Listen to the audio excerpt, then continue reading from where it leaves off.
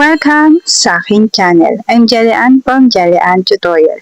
Kung bago ka pa lang sa aking channel, tingin naman dyan na subscribe. Hit mo na rin ang bell button para updated ka sa mga susunod ko pang i-upload.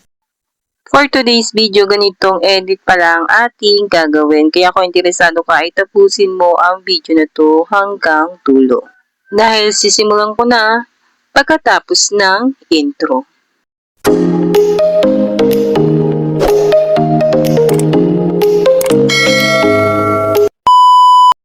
Jay Sugian shoutout sa'yo. Una, kailangan punta tayo sa ating Facebook. Ito, ang akin palang Facebook page. Pwede nyo ako dito i-follow kasi nag-upload din ako dito ng mga AI prompt. Ayan, screenshot lang natin itong ating account. Tapos, kailangan natin pumunta sa Google Chrome. Dito, i-search natin itong Gemini AI. Itong nasa unahan, itap natin yan at kailangan nga nakalagin tayo dito gamit ang ating Gmail para makapag-edit tayo dito.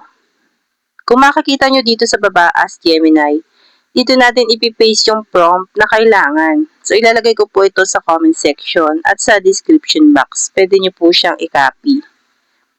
And then, edit nyo na lang din po yung pangalan.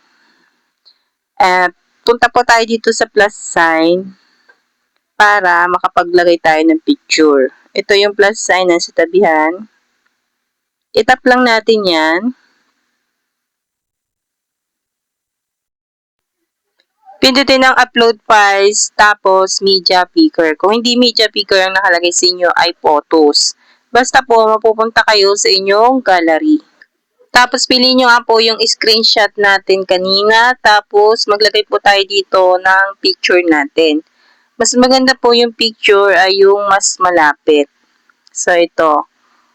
Ito yung ilalagay ko. Pag nandyan na sila at okay na, itap lang natin itong nasa baba para mag-generate na yan. Ito, isend lang natin yan. Depende po sa prompt na nilagay natin kung maiintindihan po ni Gemini AI. Kung halimbawa po hindi po niya maintindihan, ito po yung lalabas. So, ikinokorek po niya yung ating prompt na ginamit or yung prompt na nilagay natin. Basahin na lang natin kung tama ba at kung ayun ba talaga yung gusto nating mangyari doon sa picture na inilagay natin. So, kung halimbawa naman na tama yung sinasabi ni Gemini AI, i-type mo lang dito yes, tapos i-send mo. At wait mo lang, maglo-loading na yan at i-generate na yan ni Gemini AI. Gagawin na yung gusto mong ipagawa. Ayan, ganyan nga yung gusto kong ipagawa kay Gemini AI at nagawa naman niya. At kung halimbawa man gusto nyong i-save, may makikita kayo dito sa taas na arrow. Itatap lang natin yan, yung arrow sa taas para mag-save po siya. At madediretso na po siya sa ating gallery. Pwede na po natin siyang i-post. For example naman gusto nyong baguhin yung outfit. I-type nyo lang po dito kay Gemini, change outfit. Ayan, and then isend nyo. Babaguhin na po ni Gemini yung inyong bihis or inyong suot. Kung halimbawa man wala kayong inilagay kung ano yung gusto nyong isuot sa inyong picture, si Gemini AI po yung magpipili or magde-decide kung ano po yung damit ninyo. Ayan. Pwede naman kapag ka naglagay kayo ng change outfit, ilagay nyo po kung anong gusto nyo pong suot para yun po ang i-generate ni Gemini AI. Kung halimbawa naman po hindi nyo po kamukha, pwede nyo pong i-download itong Remake Face AI para po gawin natin na mas kamukha ang ating na-generate sa Gemini AI. Dapat po nakalagin tayo dito gamit ang ating Gmail. And then lagay lang natin dito yung ating picture. Tapos dito sa taas, ilagay natin yung picture na galing kay Gemini AI. Pag okay na, pindutin ito yung ultra. Tapos, pindutin natin itong swap face.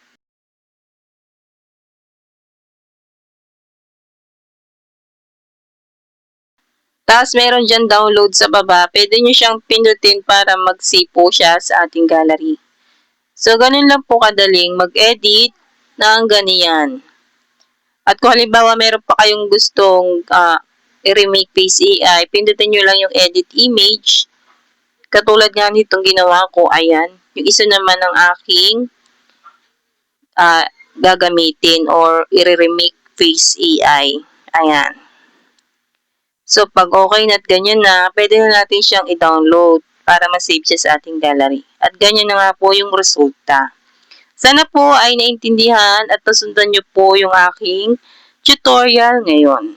Kung gusto nyo pa po ng iba pang edit or tutorial, ay pwede po kayong bumisita sa aking YouTube channel at nag-upload po ako dito ng mga tutorial video at mga product reviews. Siyempre, don't forget to subscribe, like, and share ng aking mga videos.